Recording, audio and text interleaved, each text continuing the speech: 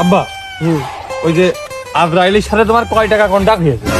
কি রে আবার কিরাম অলক্ষণে কথা?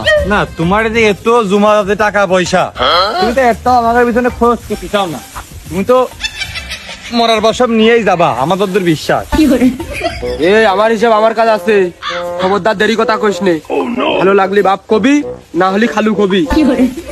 তোমার তো খালু গলি খুব ভালো ঠেকে, আমি তো গল্প জানি।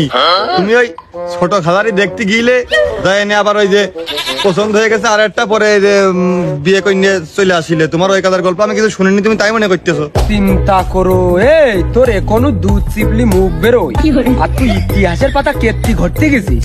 ইতিহাসের পাতা তো আমি ঘটতে চাইনি, কিন্তু তুমি যে টুপি মাথায় দিয়ে একটা দীর্ঘমেয়াদী মিশে কথা যে কায়দায় কও, ও আমার ঘটতেই হয়। দীর্ঘমেয়াদী মিশে কথা মানে সে আবার কি?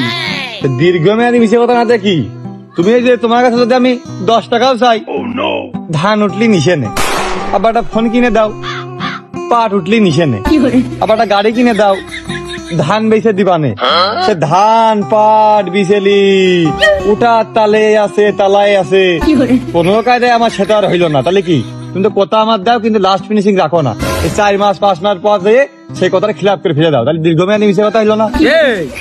সার্ভিসের যে দাম, এবার যে টাকা হবে না ওই বাবলুর হাল খাতা করতে হবে না।